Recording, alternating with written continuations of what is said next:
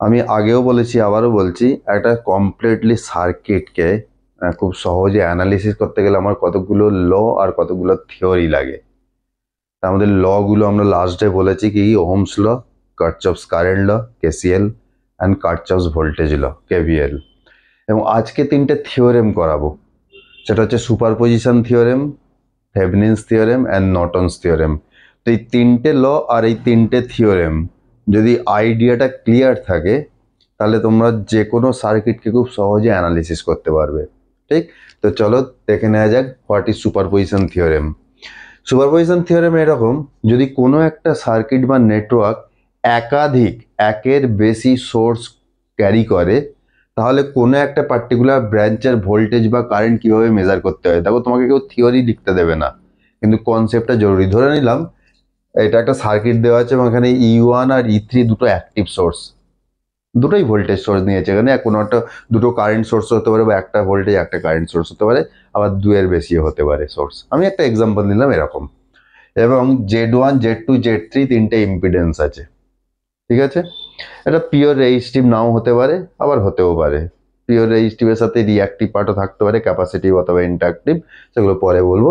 ধরে নাও তিনটা ইম্পিডেন্স আছে এবং আমি Z2 এর অ্যাক্রসে আইদার ভোল্টেজ বের করতে চাইছি, ধরে নিচ্ছি এটা পোলারিটি, অথবা এটা হচ্ছে ডিরেকশন অফ কারেন্ট। তো আমি কিভাবে বের করব? অ্যাকর্ডিং টু সুপারপজিশন থিওরেম, এই ধরনের যদি আমাকে সিচুয়েশন ফেস করতে হয়, তখন আমি অ্যাট এ টাইম একটা করে সোর্সকে অ্যাক্টিভ করব, বাকি সব অন্যান্য সোর্সকে ইনঅ্যাক্টিভ করব, দিয়ে আমি এখানকার ভোল্টেজ অথবা কারেন্ট বের করার চেষ্টা করব। তো এরকম যতগুলো সোর্স আছে প্রত্যেকের ক্ষেত্রেই আমি ইন্ডিভিজুয়ালি সেগুলোকে অ্যাক্টিভ করবো, আর সেই সময় তাকে যখন অ্যাক্টিভ করবো বাকিদের ইনঅ্যাক্টিভ করে এফেক্টগুলো নেবো। যে টোটাল এফেক্ট যখন পাবো, যে ফাইনাল রেজাল্ট, তখন এই ইন্ডিভিজুয়াল এফেক্টগুলোকে অ্যাড করতে হবে। ঠিক আছে? এটাই আমাদের সুপারপজিশন থিওরেম বলে। তো দেখে নেওয়া যাক, আমি একটা এক্সাম্পল ধরছি যে আমি এর অ্যাক্রসে ভোল্টেজ বের করব Z2 ইম্পিডেন্সের অ্যাক্রসে। তো শুরুতেই ধরে নিচ্ছি আমি E1 কে অ্যাক্টিভ করব আর E2 কে, E3 কে ইনঅ্যাক্টিভ করব। ও সরি,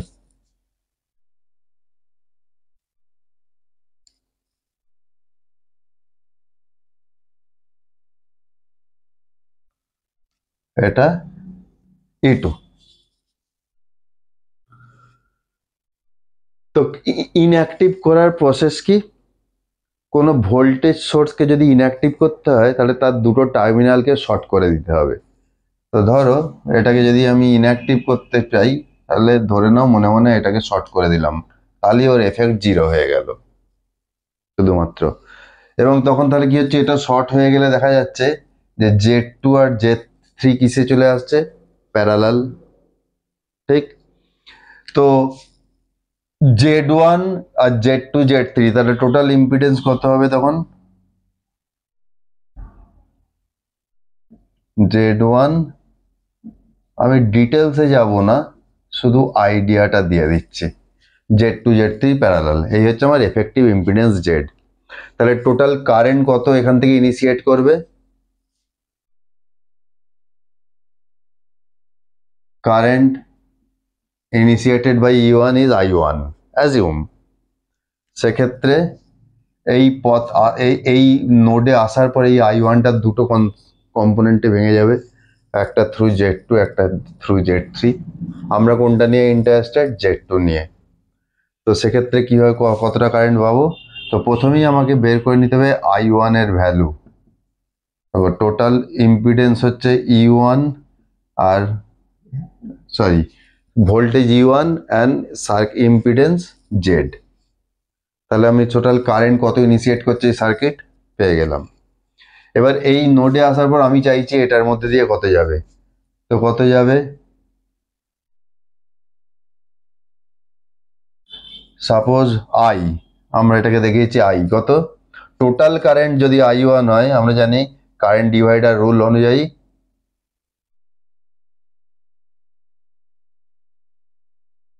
এই দুটো যদি প্যারালাল ইম্পিডেন্স কানেক্টেড হয়, তাহলে আমাকে নিউমারেটরে রাখতে হয়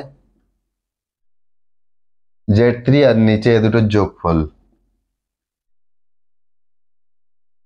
তাহলে পেয়ে গেলাম কার জন্য? E1 এর জন্য ব্রাঞ্চ কারেন্ট পেয়ে গেছি I। আর ব্রাঞ্চ ভোল্টেজ কত? V। এই যদি আমার I হয়,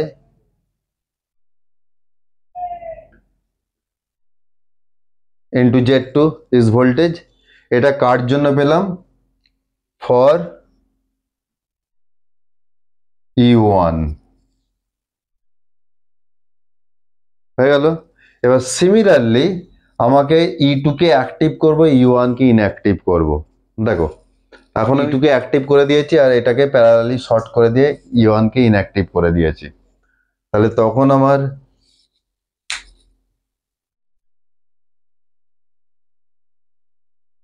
ফাইনালি দুটোকে বের করে রাখি, that I for E1 was equal to I1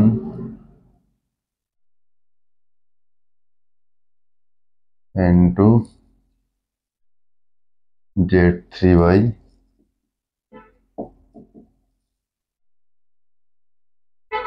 R। V কত ছিল?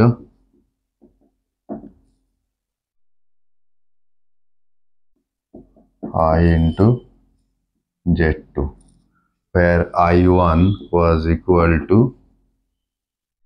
E1 by Z,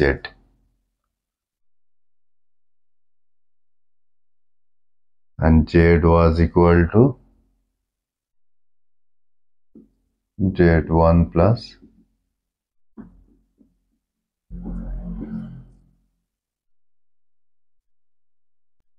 তো এবারে চলে আসি রিভার্স কেস। আমি E2 কে অ্যাক্টিভ করলাম আর E1 কে ইনঅ্যাক্টিভ করলাম। ওই একই রুল, ইনঅ্যাক্টিভ করা মানে জাস্ট এটাকে শর্ট করে দেবো ভোল্টেজের ক্ষেত্রে। আমি পরে এগুলো নিয়ে ডিটেলসে আসবো যে কিভাবে একটা কারেন্ট সোর্স থাকলে এটাকে ইনঅ্যাক্টিভ করা হয়। এখন সার্কিটে শুধু বলে রাখলাম এটা তো ঠিক যে ভোল্টেজকে শর্ট করে দিতে হবে তার দুটো টার্মিনালকে। তাহলে সেক্ষেত্রে এইটা হচ্ছে আমার এফেক্ট কার জন্য? E1 এর জন্য, কারেন্ট আর ভোল্টেজ অ্যাক্রস Z2, আর তার ভ্যালু করেসপন্ডিং I1 এর ভ্যালু আর Z এর ভ্যালু। এবার চলে এসো E2 থেকে কারেন্ট ইনিশিয়েট করছে ধরে নিচ্ছি I2, ঠিক?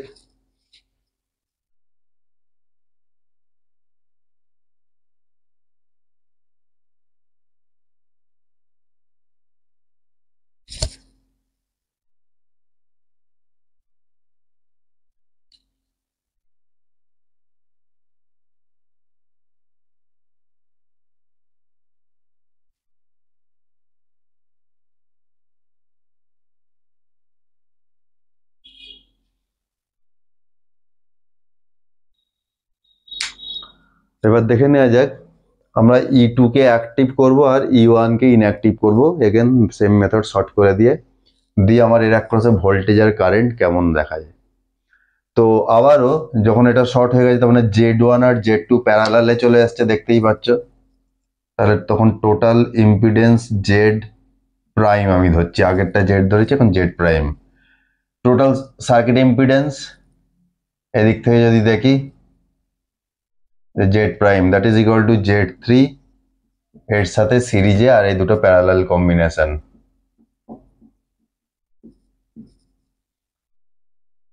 এগুলো তো আমরা সবাই জানি সিরিজ প্যারালাল কানেকশন কি। তাহলে তখন আমার টোটাল কারেন্ট কত তৈরি হচ্ছে? I2 impedance of the circuit, sorry voltage by impedance is I2। এবার এখানে যাওয়ার পর এই I2 টা দুটো কম্পোনেন্টে ভেঙে যাবে, একটা Z1 এর থ্রু দিয়ে যাবে, একটা Z2। আমরা ইন্টারেস্টেড Z2 দিয়ে, এটার নাম দিচ্ছি I প্রাইম দিচ্ছি। এখন এটা I প্রাইম, এটা V প্রাইম ধরে নিচ্ছি। তাহলে কত কারেন্ট যাবে না তার প্যারালালের অপোজিট সাইডে impedance Z1 divided by Z1 plus Z2, যাতে দুটো প্যারালাল থাকে তাদের সামেশন নিতে হয়, আর এখান দিয়ে যে কারেন্ট যাবে তার অপোজিট এন্ডের যে ইম্পিডেন্স থাকে সেটার সাথে মাল্টিপ্লাই করে টোটাল কারেন্ট যে ঢুকছে I2, তাই তো? তো এটা আমি দেখাবো। প্রথমে যখন দুটো ধরে নাও যে দুটো প্যারালালে যখন ভেঙে যাচ্ছে, আমি চাইছি ইন্টারেস্টেড Z2 দিয়ে কত যাচ্ছে, তাহলে উপরে রাখবো Z1 আর নিচের দুটো যোগফল যে দুটো প্যারালালে ভেঙে যাচ্ছে তাদের ইম্পিডেন্সের, আর টোটাল ইনকামিং কারেন্টের মাল্টিপ্লিকেশন I2। এবার I1 পেয়ে গেলে I প্রাইম আমার কত, V প্রাইম কত হবে, I প্রাইম ইন্টু Z2। তাহলে according to Ohm's superposition theorem total voltage বের করতে গেলে কত হবে, total voltage say VZ2, the initial voltage was V, second is V prime. বলেছিলাম ইন্ডিভিজুয়াল এফেক্ট নিয়ে তাদের অ্যাড করে দিতে হবে, তবে আমি টোটাল ভোল্টেজ পেলাম। আর টোটাল কারেন্ট তাহলে কত হবে, ব্রাঞ্চ কারেন্ট সেম কত, I প্লাস I প্রাইম। এই হচ্ছে আমার সুপারপজিশন থিওরেমের এফেক্ট অ্যাপ্লিকেশন, যে ইন্ডিভিজুয়াল সোর্সের এফেক্ট নিয়ে তারপর তাদের অ্যাড করে দাও এফেক্টগুলো যে ইন্ডিভিজুয়াল পেয়েছিলাম। তো পরের থিওরেমটা হচ্ছে থেভনিনস থিওরেম। থেভনিনস থিওরেম কি বলে, ধরে নেওয়া যাক it's a two terminal linear active network. একটা করে বলি, টু টার্মিনাল মানে it has two terminals, linear মানে এটা সুপারপজিশন থিওরেম ফলো করে, আর অ্যাক্টিভ মানে it has at least one active energy source like independent voltage source or current source এখানে আছে। এরকম যদি একটা নেটওয়ার্ক থাকে তাহলে এই A আর B এর অ্যাক্রসে আমার থেভেনিনস ইকুইভ্যালেন্ট সার্কিট কিভাবে রিপ্রেজেন্ট করতে পারি না, total entire network can be replaced by the equivalent Thevenin's model. এখানে কি বলছে, থেভেনিনস মডেলে একটা ভোল্টেজের দেওয়া আছে আর একটা ইকুইভ্যালেন্ট ইম্পিডেন্স। তার মানে কি, এই A আর B কে ওপেন করে দিয়ে এই নেটওয়ার্কের জন্য যে ভোল্টেজ পাবো ধরে নিলাম সেটা হচ্ছে VT, আর এখান থেকে সার্কিটের ভিতর দেখে যদি ইকুইভ্যালেন্ট ইম্পিডেন্স পাই ZT। এখন তোমরা বলবে তোর ভিতরে অনেক ভোল্টেজ আর কারেন্ট সোর্সও আছে, তাহলে ইকুইভ্যালেন্ট ভোল্টেজটা বা ইকুইভ্যালেন্ট ইম্পিডেন্স মেজার করব কি করে। ঠিক, আমি আবারও বলছি এবং আমি আগে দেখিয়েছি যে যে কোনো একটা ভোল্টেজ সোর্সকে ইনঅ্যাক্টিভ করতে গেলে তাকে দুটো টার্মিনালকে ওপেন শর্ট করে দেব, আর যদি কারেন্ট দেখতে পাও সোর্স এরকম আছে তাহলে সেক্ষেত্রে ওই দুটো টার্মিনালকে ওপেন করে দেব, ঠিক আছে।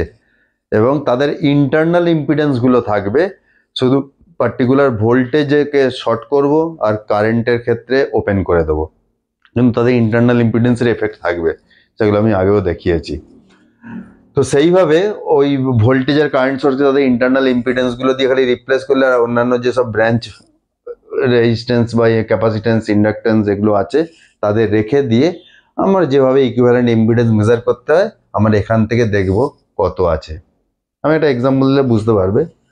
সেটা যদি পেয়ে যাই তাহলে এই ভোল্টেজ হচ্ছে থেভেনিনস ইকুইভ্যালেন্ট ভোল্টেজ, যেটা এই দুটো টার্মিনালের মধ্যে ওপেন করে দিয়ে যে ভোল্টেজ পেয়েছি, আর এখান থেকে দেখার পর সার্কিটের দিকে যে ইকুইভ্যালেন্ট ইম্পিডেন্স আমরা মেজার করেছি সেটাই সিরিজে কানেক্ট করে দেবো, কারণ আমরা জানি যে কোনো আইডিয়াল একটা ভোল্টেজ সোর্সের সাথে সিরিজেই তার ইন্টারনাল ইম্পিডেন্সটা থাকে। তো এবার একটা উদাহরণ নেওয়া যাক। তারপর থেভেনিনস থিওরেমে একটা নেটওয়ার্ক নেওয়া হয়েছে, আমাকে দিয়ে দেওয়া হয়েছে, এবং দুটো টার্মিনাল হচ্ছে A B আমরা আগে থেকেই ওপেন করে নিয়েছি। তাহলে আমার এর ইকুইভ্যালেন্ট থেভেনিনস মডেলটা কেমন দেখতে হবে, তার জন্য কি বলেছিলাম, প্রথম হচ্ছে A আর B কে ওপেন করে দিয়ে তার অ্যাক্রসে ভোল্টেজ মেজার করতে হবে, সে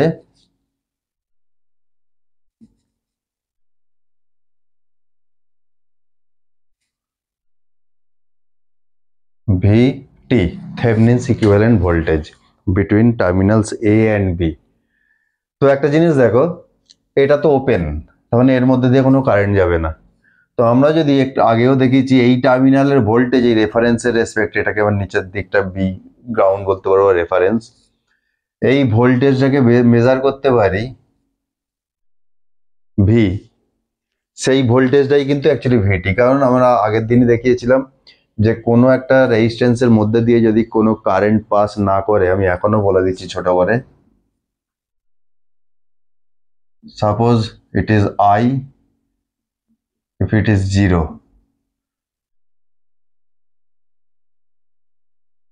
এটা হচ্ছে ভি, আর এটা হচ্ছে ধরে নিই থেভেনিনস ভোল্টেজ, আর এটা হচ্ছে ভি, আর এটা 1 ওহম রেজিস্ট্যান্স। তাহলে ওহমস ল কি বলে, potential difference VT is equal to I into R, R মানে 1 ওহম, তো এটা তো আই জিরো, তো জিরো, তো VT is equal to V. Clear? তার মানে এই ভোল্টেজটা যদি বের করতে পারি সেটাই হবে আমার থেভেনিনস ভোল্টেজ। তো দেখে নেওয়া যাক, একটাই লুপ আছে এবং এটা হায়ার পোটেনশিয়াল, এটা lower.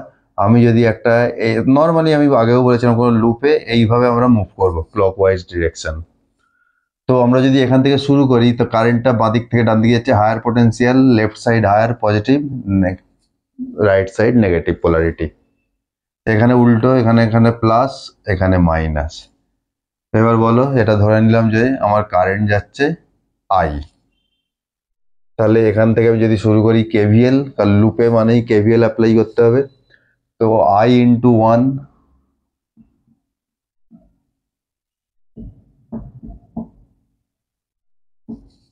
plus again same current passing through this 1 ohm also, so I into 1, তারপর কি আছে plus minus direct 1 volt, sorry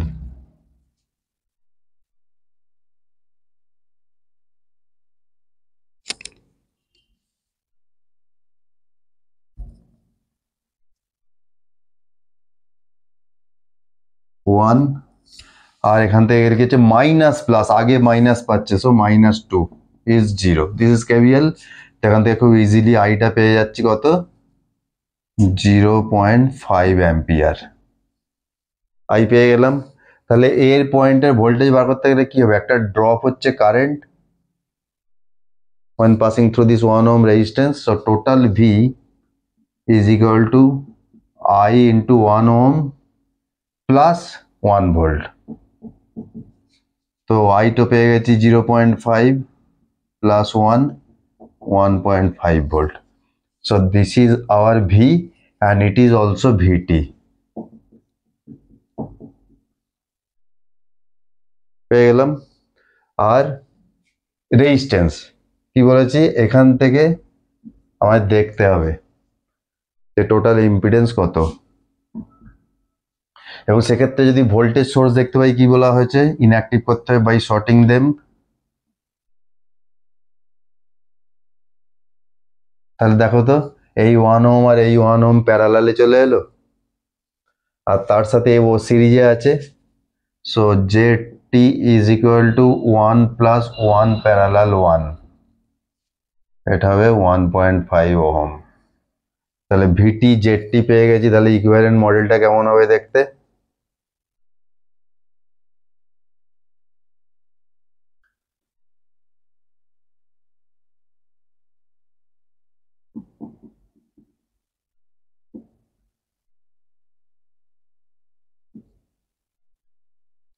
this is ZT, it is VT, that is 1.5 volt,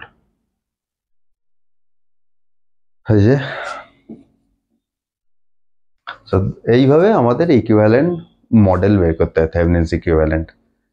আজকে লাস্ট থিওরি নিয়ে চলে এসেছি, নর্টনস theorem. নর্টনস থিওরেমটা কি, থেভেনিনস থিওরেমের ঠিক অপোজিট। মানে থেভেনিনস থিওরেম আমরা ইকুইভ্যালেন্ট একটা ভোল্টেজ মেজার করছিলাম ওপেন টার্মিনালের মধ্যে, এখন এইরকম একটা 2 টার্মিনাল লিনিয়ার অ্যাক্টিভ নেটওয়ার্ক এর নর্টনস ইকুইভ্যালেন্ট মেজার করতে গেলে, মডেল পেতে গেলে প্রথমেই আমাকে এই টার্মিনাল দুটোকে শর্ট করতে হবে, আর এর মধ্যে দিয়ে আমায় সার্কিটটা কারেন্ট বের করতে হবে শর্ট সার্কিট করে, তো এসসি শর্ট সার্কিট। তাহলে আর তারপর যখন ইম্পিডেন্স মেজার করব জেড এন, তখন কিন্তু এটাকে আবার ওপেন করে দেবো, কারণ শর্ট সার্কিট করলে থাকলে হবে না। ওপেন করে দেওয়ার পর এই সার্কিটের ভিতরে দেখব যে কোনো যদি অ্যাক্টিভ সোর্স দেখা যায়, অবশ্যই তো আছে কারেন্ট বা ভোল্টেজ, তাদের রিপ্লেস করে দেবো। ইনঅ্যাক্টিভ কেমনভাবে করতে হয় বললাম, আগেই বলেছি। ভোল্টেজ সোর্স থাকলে শর্ট আর কারেন্ট সোর্স থাকলে ওপেন। তাদের ইন্টারনাল ইম্পিডেন্সের এফেক্টগুলো নেবো বা অন্যান্য ব্রাঞ্চের ইম্পিডেন্স নিয়ে তাদের ইকুইভ্যালেন্ট ইম্পিডেন্স মেজার করব। এই যদি আমার সিনারিও হয়, এই শর্ট সার্কিট কারেন্টটাকেই বলা হয় নর্টনস কারেন্ট। তাহলে আমার নর্টন ইকুইভ্যালেন্ট মডেল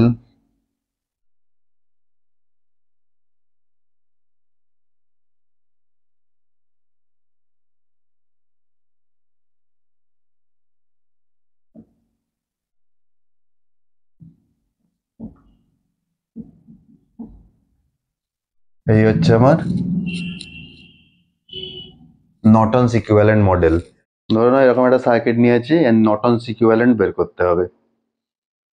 তো একটা কারেন্ট সোর্স আছে এখানে আর 3টে ইম্পিডেন্স আছে। তো প্রথম রুলটা কি বলেছিলাম, যে এটাকে শর্ট সার্কিট করব, দিয়ে এই শর্ট সার্কিট কারেন্টটা বের করব, সেটাই হবে আমার নর্টনস কারেন্ট। তো দেখো এই কারেন্টটা এইখানে আসার পর দুটো পাথ পাচ্ছে, একটা এই ব্রাঞ্চে বরাবর যাবে Z1, একটা Z2 থেকে Z3 হয়ে আবার এখানে মিট করবে, ঠিক?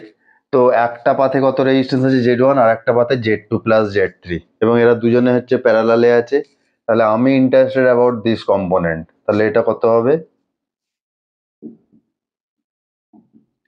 টোটাল কারেন্ট ঢুকছে যেটা I, তারপর ভেঙে যাওয়াটা কি বের করতে হয়, এখান থেকে চাইলে তার অপোজিট এন্ডে যে আছে ব্রাঞ্চের রেজিস্ট্যান্স ইম্পিডেন্স তার ভ্যালু, আর নিচে তিনটের যোগফল, মানে দুটো ব্রাঞ্চে টোটাল যে ইম্পিডেন্স আছে তাদের যোগফল। পেয়ে গেলাম ISC, এটাই আমার Norton's, that is also equal to I Norton. আর ইম্পিডেন্স বের করতে গেলে কি করতে হবে, সবার আগে এই শর্ট সার্কিট পাথটাকে আবার ওপেন করে দিতে হবে, কারণ তবেই তো মেজারমেন্ট হবে অ্যাকচুয়াল রেজিস্ট্যান্সের ক্ষেত্রে বা ইম্পিডেন্স যদি বের করতে চাই। এবারে আমি এর নর্টনস ইকুইভ্যালেন্ট ইম্পিডেন্স জানতে চাইবো, বের করব। এবং আবার যদি অ্যাক্টিভ সোর্স থেকে কি করবো, এক্ষেত্রে কারেন্ট আছে দেখতে পাচ্ছ, তাহলে কারেন্টটাকে এখান থেকে আমাকে ডিসকানেক্ট করে দিতে হবে অ্যাজ ইফ ওপেন, তাহলে এই পার্টটা আমার নেই। তাহলে এই দুটো পয়েন্টের মধ্যে টোটাল ইম্পিডেন্স কত, তাকে এদিক থেকে যদি যাই Z2 plus Z1 plus Z3, তাহলে Zn হচ্ছে Z1 Z2 Z3। তাহলে ইকুইভ্যালেন্ট মডেলটা যদি বের করি,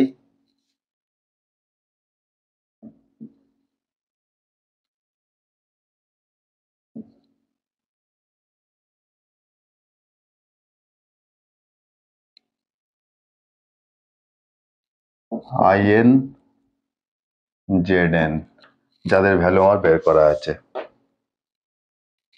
So this is the way we can get the Norton's equivalent model. চলো টাটা, বাই।